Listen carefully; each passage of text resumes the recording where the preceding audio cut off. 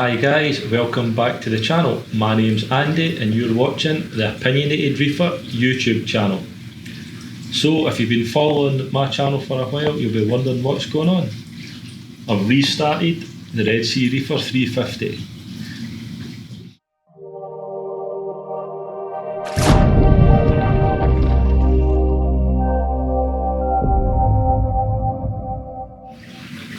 So if you've been following my channel for a while, you'll know that due to the increase in energy costs in the UK, I had actually shut down the Red Sea Reefer 350 and the plan was to sell off the tank and the equipment. However, I couldn't sell the tank. There's a lot of people giving up the hobby right now in the UK and the market's flooded. So I would have had to basically just give it away. So I decided, I'll just keep it. The other main reason is that the SPS dominated nano tank, although it's a good tank, it just isn't doing it for me. I like a bigger tank, so I thought, to hell with it. I'm not going to allow these prices to ruin my enjoyment of the hobby, so I've restarted it, and as you can see, I've went for a completely new style of Aquascape. So just in case you're wondering what the tank used to look like, here it is. But as you can see, it was a highly successful SPS dominated tank, but I always wish that I had set it up with a more open Aquascape. So this time round I went all out NSA negative space Aquascape. So the plan going forward is to use the Red Sea Reefer 350 behind me as the basis for a new video series on the channel called How to Actually Be Successful at Reef Keeping. The idea being that I'll take the Red Sea Reefer from a bare bones setup like it is just now to an all out Acropora dominated SPS tank, and the viewers will be able to follow along every step of the way, and I'll document everything I do. But the basic idea is if you just copy what I'm doing, you will also be successful at reef keeping. So this is the new Scape. This is a ceramic scape by a company called Arca. I believe you call that piece the Flying Reef. I'm using Ocean Direct live sand. So to get that amount of sand, it was quite a thick sand bed. It only took one big bag and one small bag in the Reefer 350.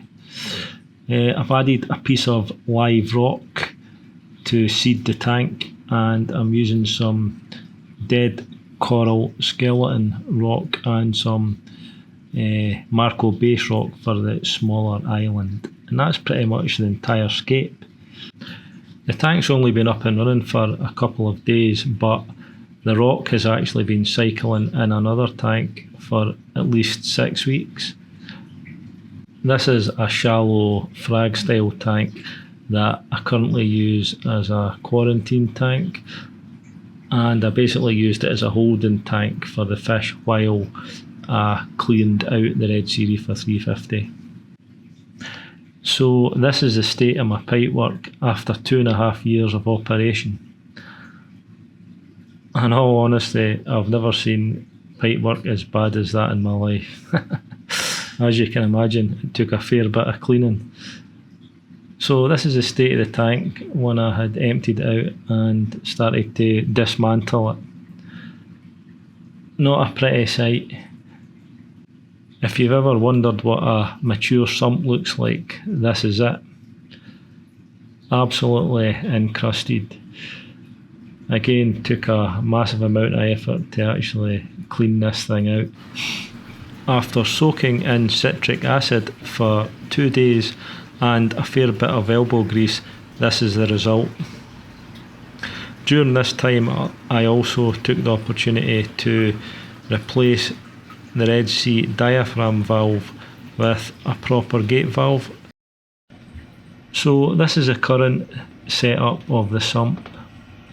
I'm using my old trusty Bubble Magus NAC 7 skimmer that I've had for God knows how long. The vector return pump has been set up again, and I have added back my Clarity SK3000 for water clarity. Now you'll have noticed that I'm doing something unconventional with the UV steriliser, that I've set it up in line with my return pump.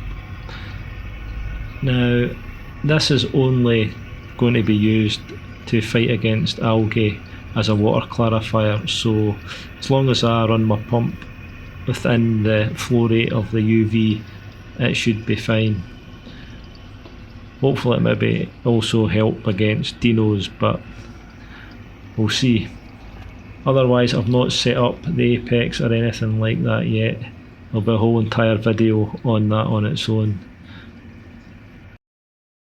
So lighting wise, I've decided to stick with my ATI SunPower T5 unit, which I have hung from the ceiling this time. Personally, I think it looks pretty neat, and if you know me, you know I love my T5s. As you can see, the old tank has cleaned up pretty nice. I'm fairly chuffed with the results so far.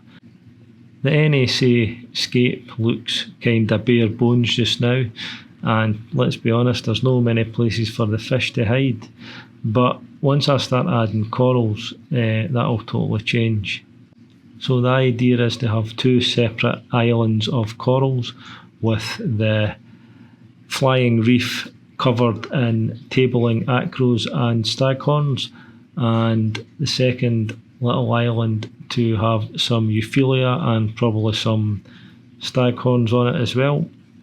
Around the base of the flying reef structure, I will have a lot of my LPS, such as akins, gonies, stuff like that don't need a lot of light. Ultimately, I will still be eventually transitioning back down to one tank, which will be the Reefer 350. So the nano tank will get shut down, but I plan to keep cycling this tank mainly with the lights off for another 2 or 3 months before I even add any corals at all to the tank. I'm determined to try and prevent dinoflagellates from getting a hold in this tank. So that's pretty much it for this video, guys. Hope you found this interesting, and as I said, this is only the first video in a series of videos about how to successfully keep a reef tank. If you follow along with this, you should be successful with any type of corals. So I'll catch you in the next one, guys. Goodbye.